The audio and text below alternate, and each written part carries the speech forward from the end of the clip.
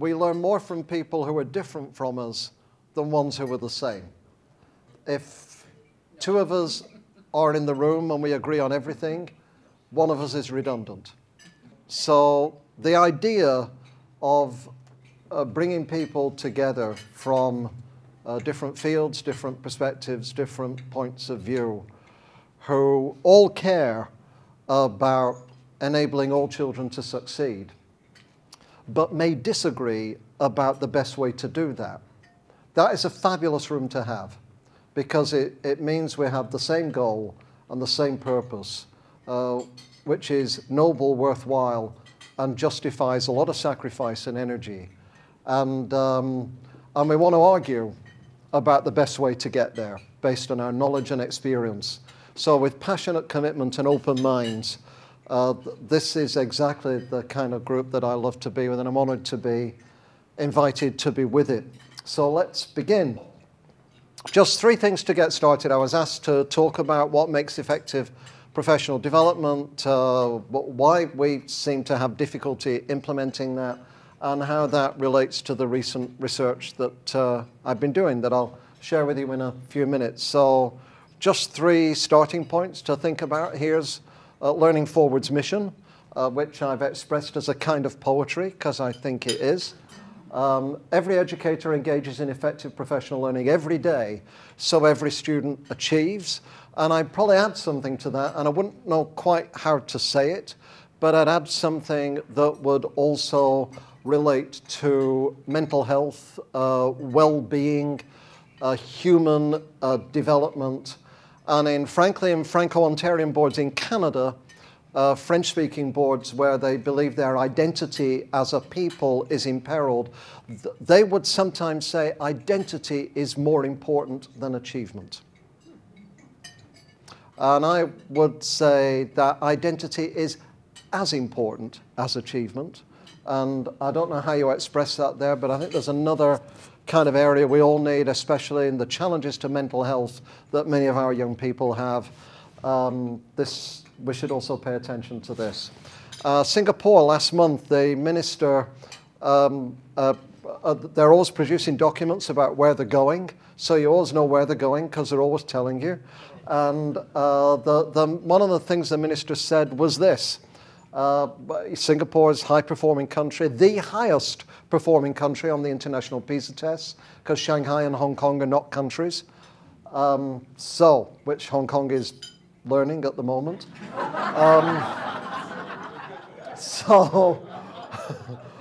In Singapore, they said, so this is worth thinking about. These are just things to tease us as we start. As a teacher, you must believe in your students. And by that, they mean believing that all your students can succeed. With the right support and push and challenge, all your students believe that all your students can succeed. Believe in yourself. This is massive. This is about efficacy, self-efficacy. Believe in your own capacity to make a difference to your students and their students' lives and their students' achievement. Believe in one another.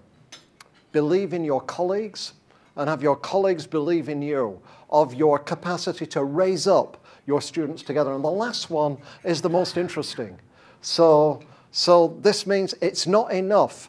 Unless you say the last one, you'll never get appointed to be a teacher in Finland. In Finland, it's not enough to say, I love children, if you want to be a teacher.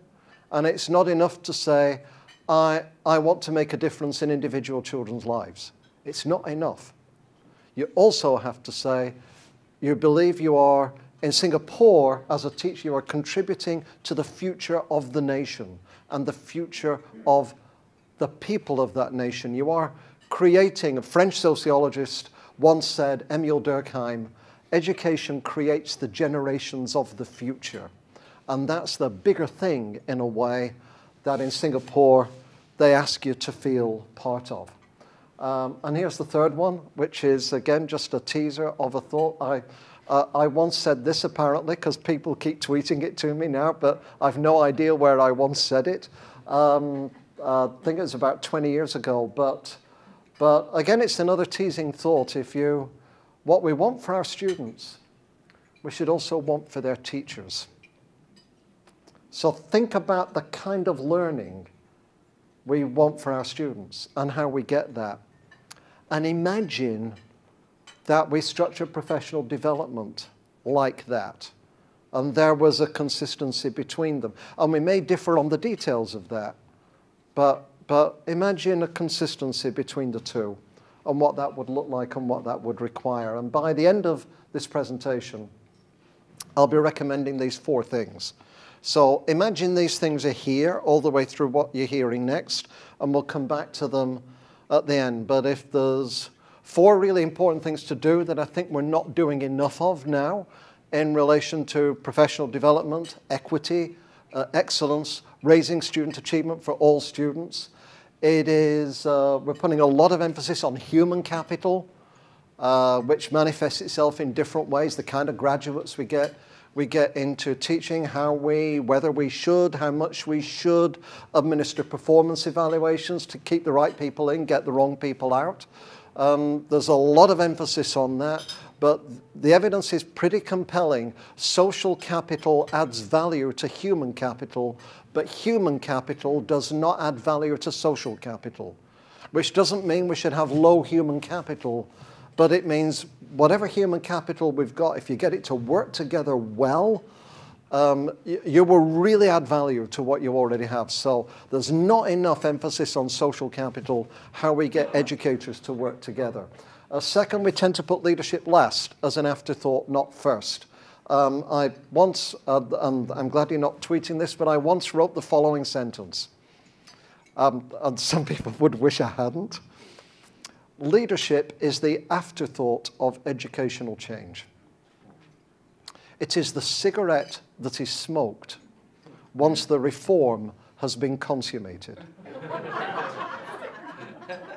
a great line. In other words, what we tend to do is we make a change, we make a reform, and we say, what a great reform. Didn't you love that reform? Fantastic reform. What shall we do now? Oh, leadership. Let's do something about leadership. And leadership should come first. You'll get no social capital unless you have the leadership. The most important thing about instructional leadership is not that principals recognize good and bad instruction and spend 60% of their time observing instruction and judging it and ranking it and rating it. It is that leaders know, which might include themselves, who are the best people on instruction in their school or their community, and can get them to work together to pool their expertise, to develop, raise, produce, monitor, watch great instruction. Leadership first, not leader, but leadership's fallen off the charts. We're talking so much about teachers. Leadership's suddenly gone right off the charts because it's really about performance management rather than about leadership. Third is we've spent a lot of time thinking about teachers working with teachers. America's way behind other countries, way behind on how we get schools to work with schools. Because not only are we hierarchical, but we are fragmented. We are fragmented school from school, one school against another, one district against another, public against charter, both against Catholic. So we got to think, and I'll talk about even when you're competitors, you can and should collaborate with your competitors. That's what business does. That's what successful business does. If we don't collaborate with our competitors, we're not actually following best business practice. We're following bad business practice. And last is collective responsibility before accountability. If we take care of genuine, transparent, committed, collective responsibility for all student success, accountability will be the small remainder that is left once collective responsibility has failed. So with Michael Fullan, I'd say top-down punitive accountability is the wrong driver for educational change.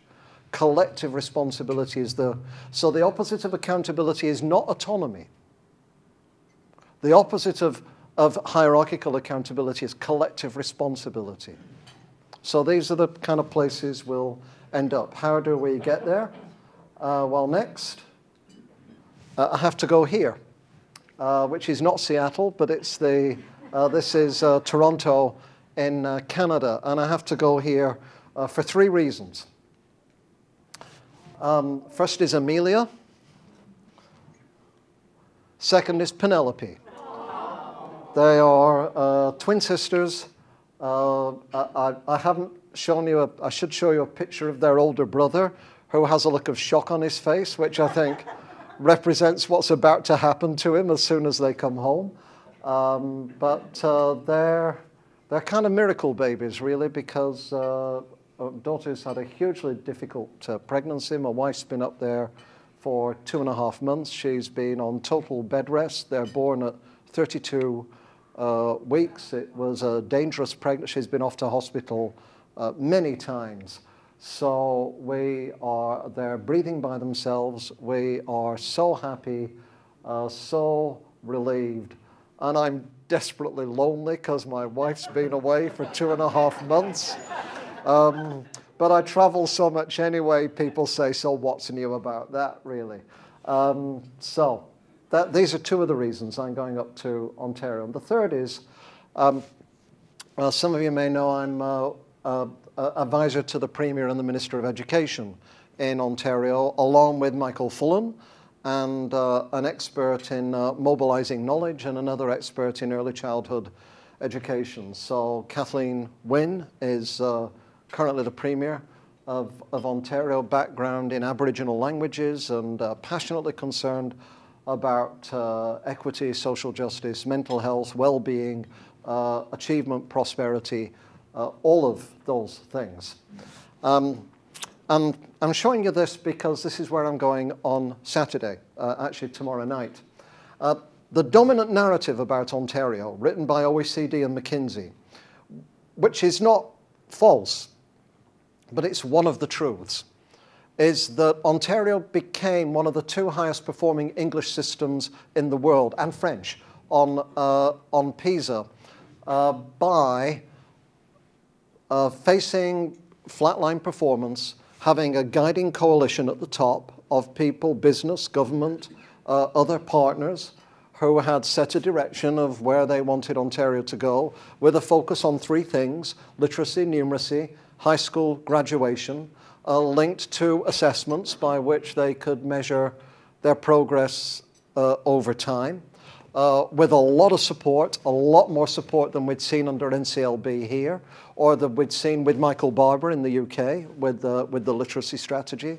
So a lot more support, no punitive pressure, but a lot of movement and mobility, and removal of distractions by settling with the unions, so the teachers would kind of, who've been in dispute with the government, so the teachers would kind of get on board. This is part of the narrative, but we spent 2 years in Ontario studying 1/7 of the school districts. 10 of them were the only independent study done of the Ontario reforms. All the other things about the reforms are written by their advocates. And we have produced another narrative, which is not false but different, that the government and the professions now also accept as part of what Ontario has done. And that is that leadership in Ontario has come from many places, not just from the top. It didn't just come from the top and then everybody implemented at levels below. So here's a perverse and paradoxical thing.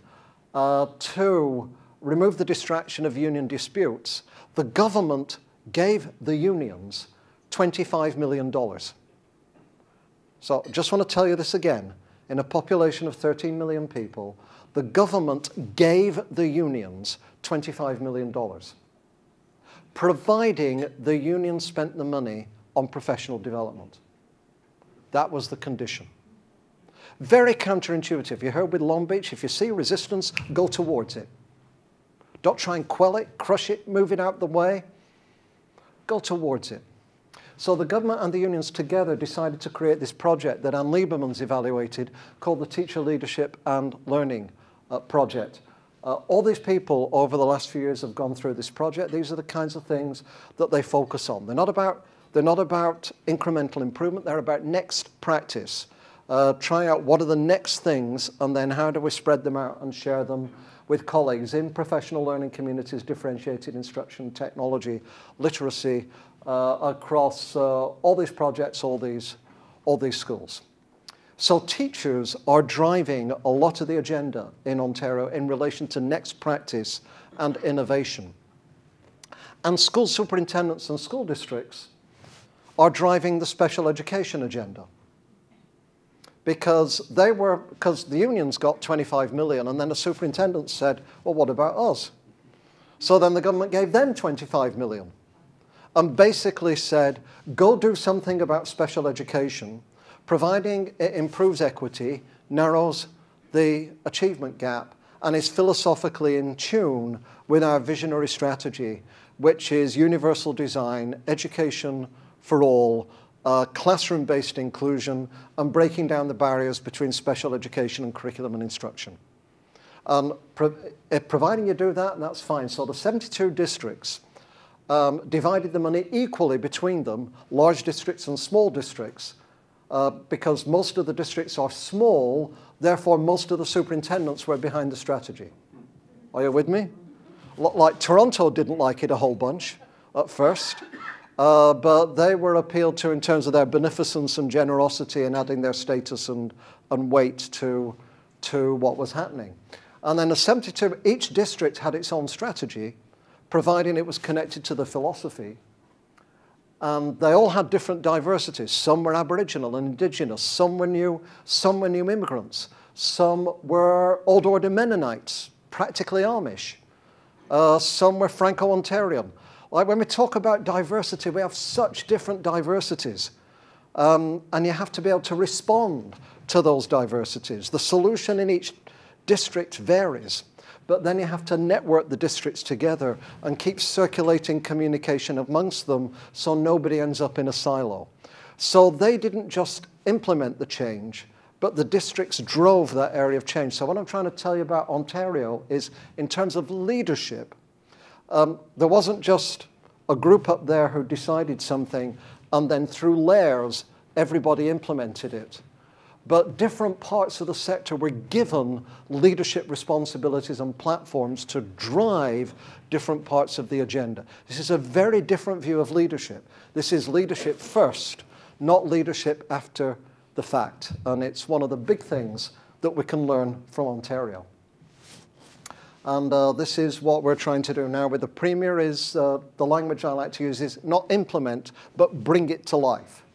So excellence, which is focusing on math and 21st century skills as well as literacy, equity, especially for special education, Aboriginal groups, well-being, mental health, and maintaining, as we heard with Long Beach this morning, this afternoon, enhancing public confidence. What's the opposite of this? The opposite is not our book, Uplifting Leadership, because that's outside, that's consistent, but the opposite of this is here, is Wales. So Wales, the country, not the species, 3 million people, asked OECD to do one of the things that OECD does, which is country reviews. So a country will come to OECD, they'll say, we're stuck with such and such a thing, teacher education, junior high schools, vocational education, can you come and help us? So OECD goes in with a team. I was one of 2 experts on a team of 5 who went into Wales. And Wales, this is what Wales wanted. This is me outside a Welsh language primary school, one of the schools we visited. He talked to the minister, the principals, the unions, and so on. This is what they wanted to do. So what they wanted to do was, their goal at the time was to move from being 43rd on PISA to being in the top 20 on PISA within 2 years.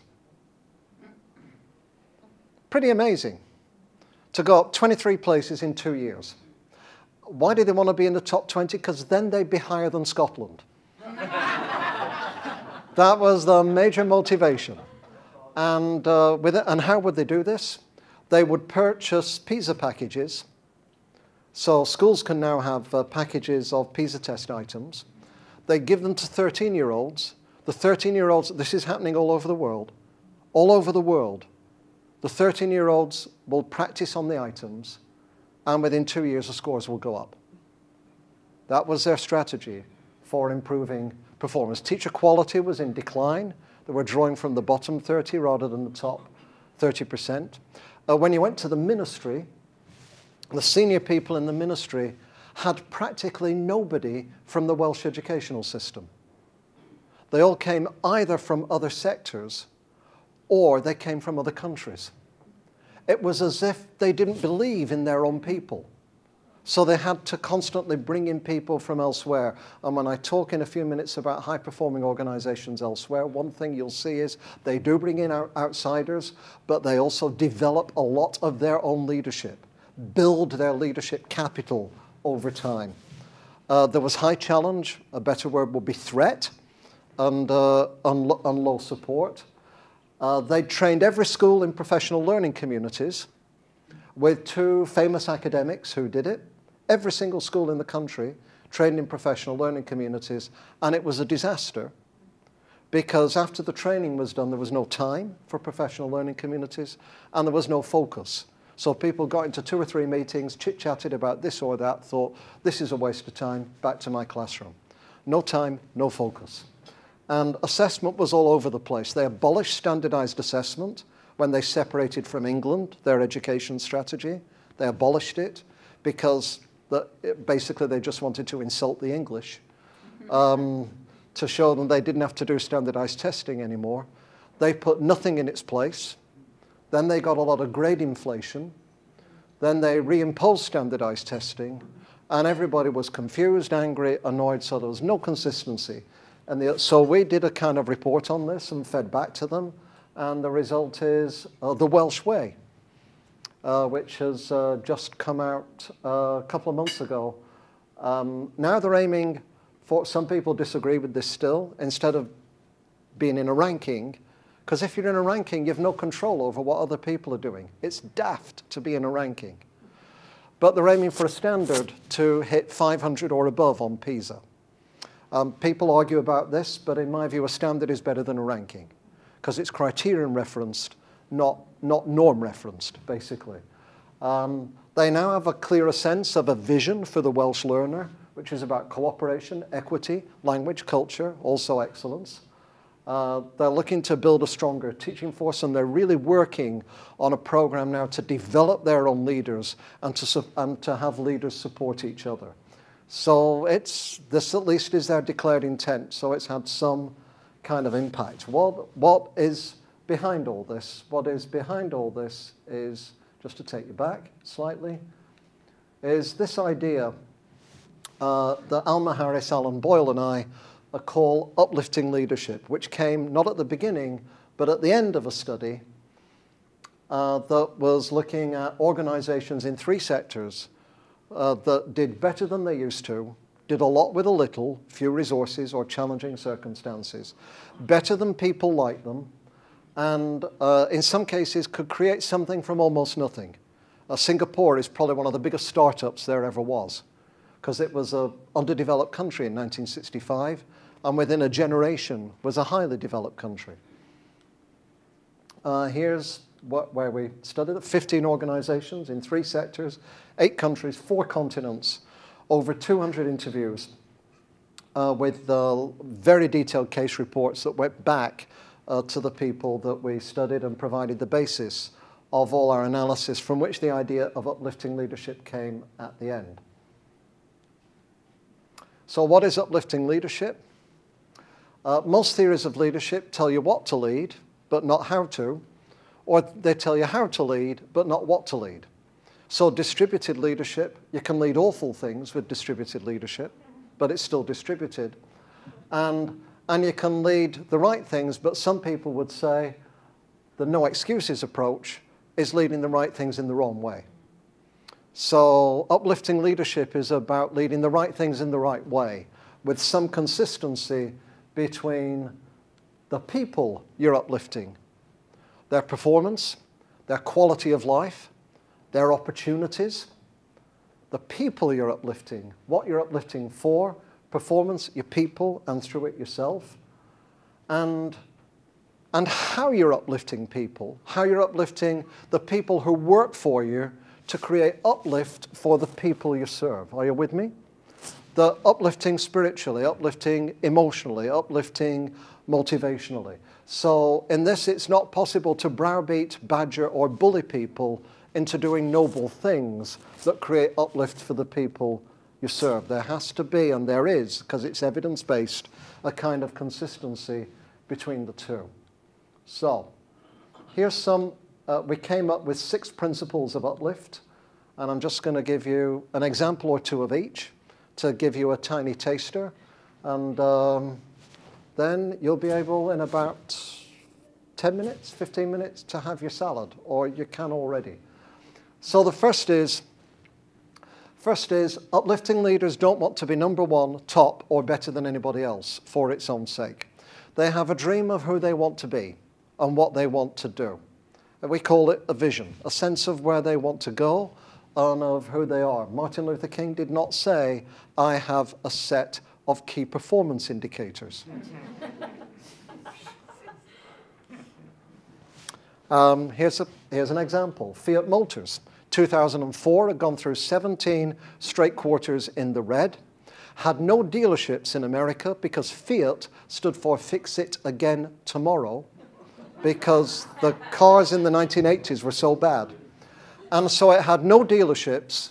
It had gone through 17 straight quarters in the red. An Italian-Canadian, Sergio Marchionne, came in and said, this is our new vision. We're going to impose small energy-efficient cars on the North American market. And do you think people turn around and say, fantastic, I'll follow you. Great, that makes sense to me. But at first people think you are utterly crazy. The thing about an inspiring vision is that people don't applaud the first time you say it. But the inspiring vision came from somewhere, which is, what is the golden past of Fiat? And what is your golden past? That's the question to ask, which is the small Fiat 500, which has been reinvented as the modern Cinquecento for old aging men who remember their romantic pasts in the 1970s, and for young women who choose it in different colors, and for environmentalists who want small cars that are energy efficient. So it's rooted in something, it's connected to the past, but also Marchionne was smart. He knew what was happening with climate change, did a deal with Obama, and now from January this year, Fiat took over Chrysler Motors. Utterly improbable. Not a ranking, not to be number 1, but a dream or a vision of who and what you want to be. That is the key thing. Here are some other dreams. For Dogfish Head Beer from Delaware, it's about elevating people's taste in beer against the big 2 standardized tasteless brewing companies. The kind of NCLB of beer, basically. For Marks & Spencer's retailers in England, it's about environmental sustainability, which they maintained even during the global economic collapse. Were one of the first to get rid of plastic bags. For Scott Baird Chemicals, who made the boat that David Beckham went on up to the Olympics with the torch. They are a cooperative where nobody can earn more than 7 times the lowest paid person in the company, and they will not make products that can be used for war. For Burnley Football Club, which is the smallest club ever to enter the English Premier League of soccer in one of the 6 poorest communities in the country, the dream was to be a premier club for a premier community, and they did that with almost no money and the smallest squad in the division, because the smallest squad that everybody thought was its weakness actually became its strength. Small, tight, coherent squad. Never on the bench, never rotated. You play every week. So the coach knows you've got to work with the people you've got, not the people you'd ideally want.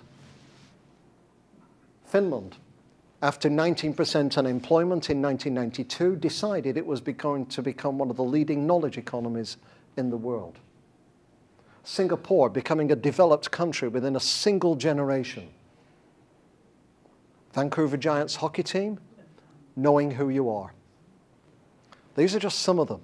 All of them were the kind of big dreams behind these successful organizations that we looked at.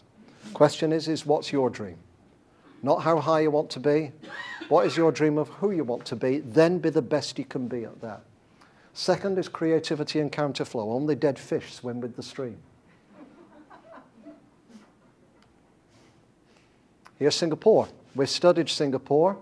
I've been there a lot. I went there in 2011, spent a month writing about Singapore with my Singaporean colleague, Patty Ung. Singapore also wanted to be a world-class city. There are a set of indicators to be a world-class city, and they were failing on two a few years ago. One was they didn't have a casino, because if you get a casino, that helps you be a world-class city. Now they have a casino, but they solved it creatively by the casino. You have to pay $100 when you go into the casino, so local poor people don't go into the casino. So it doesn't corrupt the local community. Second is Formula One. If you want to be a world-class city, you have to have Formula One. Go figure, but you do.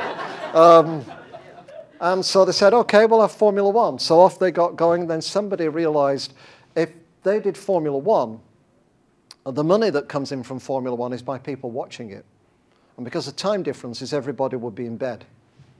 They thought, what are we going to do then? Somebody said, we'll be the first country to run Formula One at night, which is the best time in Singapore when all the buildings are lit up and they go by. It's fabulous, but it required a lot of discipline and determination, lighting technology, visor technology, all kinds of changes to get that done, dreaming with determination. Singapore, of course, a high-performing educational system, was top of all the measures that existed in the 1990s. And in the middle of the 1990s, here's a counterintuitive thing, is when something's working, change it. When something's working is the moment to change it. Because Singapore realized they were dependent on the electronics economy, the world and the environment was changing around them. They need to be more creative and innovative. That's when they said, we need to have thinking schools for a learning nation. We need to teach less in order to learn more. So they created white space of 20% in the curriculum. They reduced the number of standardized tests to 1 at age 11 and cut out all the rest because they wanted a test of life, not a life of tests. Singapore is now top of the world on everything, including problem solving. Including problem solving.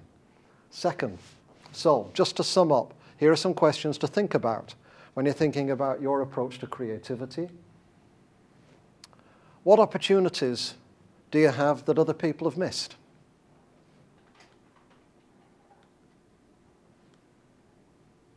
Like today, if you see resistance, move towards it. That's interesting. What do I have to learn from that? What's your greatest weakness? How can it become your most monumental triumph? When should you change something that's already working? And as we heard through the STEP program today, innovate, yes, but do it in a disciplined way. Innovation and discipline are not opposites. They go together. And part of this group, I think, is for us to find, not whether we're on this side or on this side, or some mealy-mouthed compromise in between, but what is a higher place that all of us can find together, where opposites attract and we do something new. And one of those is collaborating with our competitors, just like the Williams sisters.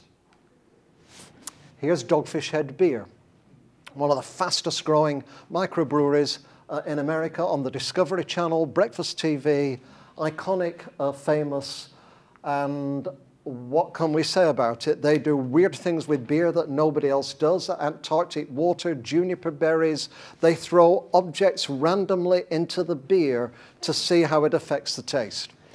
And that is how they like to run things with their people as well. They have a fun and funky atmosphere that really makes people want to show up. Dogfish also believes that it should collaborate with its competitors when there's a greater purpose of elevating the taste in beer. So Sierra Ales is its major competitor. It has marketed a beer jointly with Sierra Ales because their shared passion for beer is greater than the competition between them in the bit of the beer sector that they're in. You're probably thinking, what's beer got to do with schools? Well, let me take you to Hackney in London, right next to the Olympics.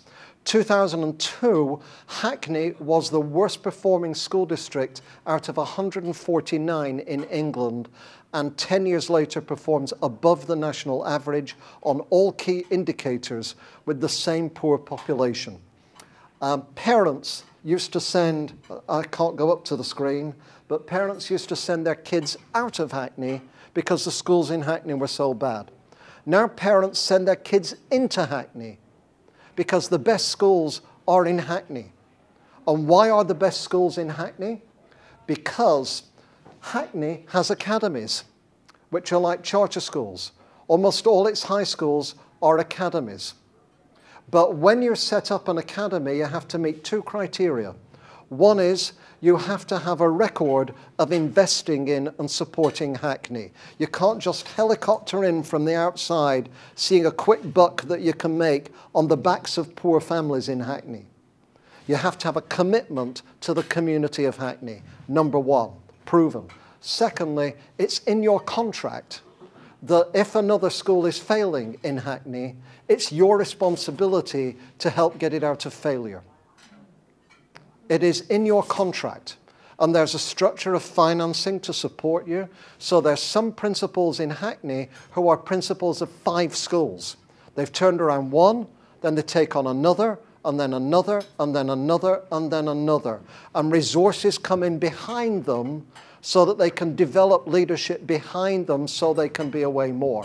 You are obliged to help your competitors. We don't just have to collaborate with competitors in beer, we can do it in schools as well. Fourthly, we should not be data-driven. We should be evidence-informed. We are not the driven, but the drivers. This is what business does and sport. We should follow them. What's an example? Vancouver Giants hockey team. Talk to the captain, 19-year-old of the Vancouver Giants, when he sits opposite you with a broken nose, a scar across his cheek, and half his teeth missing. And we say, what's your team like? And he says, we're not the best team, we're not the most skillful team, we're not the fastest team. But we outlast anybody else. We said, how do you know? He said, we score more goals in overtime than any other team. We said, is there anything else? He said, yeah. Blocked shots. I said, what's a blocked shot? He said, a blocked shot is when a puck is traveling 100 miles an hour and you decide to place your body between the puck and the goal. That's a blocked shot. Your blocked shot ratio predicts whether you will make it or not as an NHL pro player. It also predicts, it's like on-base percentage in baseball. It predicts the success of the team. But the coach doesn't say, your block shot ratio's down, go fix it, get it up, off you go. The coach sits down with the player. They look at videos of performance. They analyze it together. They discuss in a shared way together where they want to be next. They have targets, they're shared targets, not imposed targets. Second, worldwideweb.shoebuy.com. Like Zappos, except they have no inventory. All they do is they connect you to the suppliers, all of whom are checked for their sourcing and ethics and so on. Some of you are nodding, you clearly already buy your shoes from them. And your bags and everything else. How do they measure their success? Stickiness. What is stickiness? How long you stay on the site when you go there. How do they get stickiness? If you were all on a site now, half of you here will be on the A site and half of you will be on the B site, and you wouldn't know because it's randomized. And there'd be tiny differences between the two sites, and they'd be watching how long you stayed.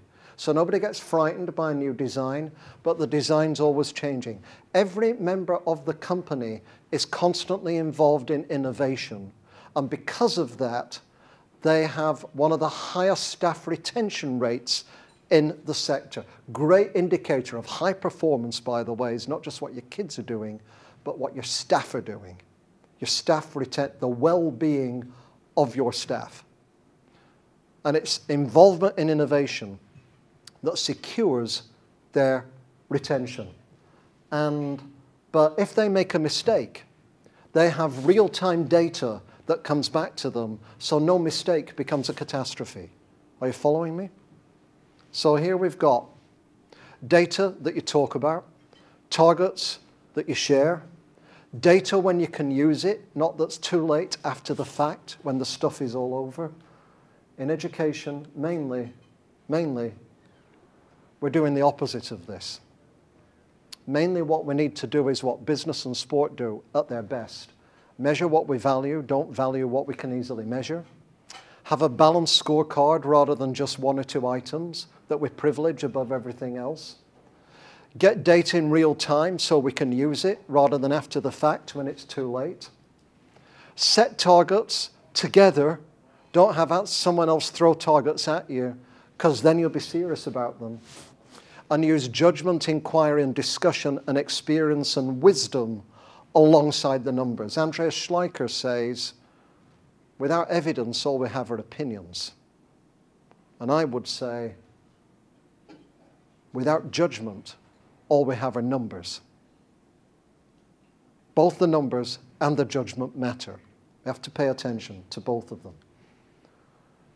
Okay, I'm almost done now. You'll be relieved to know, so the salad will come soon. Fifth is how we work together as a team. And the definition of a team, by the way, is like a team of horses. Northern Frisian, 15th century. That which draws or pulls, not which pushes or shoves. A team pulls, it doesn't push. In professional capital, Michael Fullan and I talk about both these aspects. Some of you in here will be pushers. You like to push people, make them a bit uncomfortable. No excuses. Work harder. Some of you will be pullers. All people are wonderful, nice, kind, good, beneficent. If we just support them, it'll be great. The answer is sometimes we have to pull when we can. That's the best thing to do. It's the most ethical. Enthuse, excite, inspire, appeal, explain, justify, connect. You have to push when we must. Pull when we can, push when we must, in that order. But nudge in little bits all the time. Little tiny bits, nudge all the time. In professional capital, Michael Fullan and I talk about 3 kinds of capital. This is where the most emphasis is now. It's on individuals. But social capital, the evidence is overwhelming. How we get people to work together raises human capital, not vice versa. The third one is, if you're going to spend time developing your people, don't let most of them go after 2 or 3 years. What a waste of investment. Because in any other profession, we know that after about 10,000 hours, that's when you're at your best, which is, depending on how your teaching is structured, somewhere between 4 to 8 years in teaching. And the evidence is teachers really hit their stride at somewhere between 4 to 8 years. But the practice is not enough. You've got to keep challenging, stretching, pushing, challenging, stretching. So it's not just the practice. All these 3 matter. We're only emphasizing number 1 right now. We're paying little attention to number 2. And sometimes we're doing the direct opposite of number 3, bringing in people for 2 or 3 years, letting them go, moving them on, replacing them. Last. Sustainable growth. Connecting the short term to the long term. John Cotter from Carl Weick, I think it was, psychologist, invented the concept of quick wins. So what you pick up from Long Beach, they didn't talk about much today, was what did they start with? School uniforms. They didn't start with instruction, depth of instruction, anything like that. Place where you get a quick win is on discipline and order. It doesn't mean you thrash the kids, and it doesn't mean that uniforms necessarily solve it, but you get an orderly system in place, And then you'll get some early gains. Don't fool yourself, though, that you're changing teaching and learning. Don't fool yourself. Meanwhile, be kind of digging in the longer-term effort. The quick wins shouldn't replace the longer-term effort, but be a consistent step. It's what Cotter talked about with the longer-term effort. Too often, our quick wins are defining what our long-term effort is instead of being a coherent step on the way to them. If you've got, so let's take examples from business. Dogfish Head Beer started off with borrowed equipment. Rather than the companies that bought brand new equipment often went bust because they got into debts they couldn't replace. Shoebuy.com refused venture capital when it started because then it could not control its purposes or its rate of growth. And when Zappos was laying off in the global economic collapse, Shoebuy was still expanding.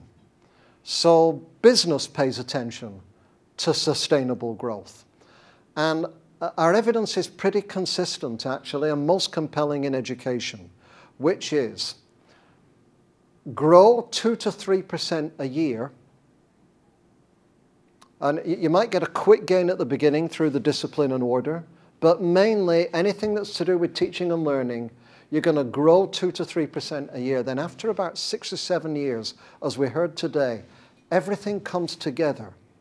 And suddenly you'll get a spike because everything you've invested suddenly comes together. If you get an early spike, you're probably cheating. It's the Atlanta syndrome. All right? So you're probably cheating or something fairly close to it. Or you're doing stuff that's got nothing to do with actually transforming teaching and learning for the 21st century. Early spikes should worry you, or at least don't be deluded by them. 2 to 3% a year won't be forever. After 6 or 7, they'll cluster together, and then you'll suddenly see great gains moving from what you've invested. So to sum up, don't want to be number one, but have your dream and pursue it with relentless determination. Do the opposite often of what people expect rather than picking one person and copying what they've done. Don't collaborate or compete, but actually collaborate with your competitors. At Boston College, we have 20 principals a year from charter schools, public schools, and Catholic schools, and we get them to work together and learn from each other. Pull when you can, push when you must. Nudge all the time. Do use data, but do use your judgment as well. Don't privilege one over the other, not either or, both and. And last, pursue sustainable growth. And if you do these things, these are the areas to invest. Social capital is now the next really big thing, getting people to work together, putting leadership first, developing your own people, which is what Hackney does, for example. Getting schools to work with schools, again, like Hackney, and collective responsibility before accountability. And that's not a vulture, it's a condor, which is a kind of vulture, but more romantic. And I'd just love it if we could stop the bickering between people on the one hand who say, unions are self-interested, bureaucracies are bloated, the system is broken.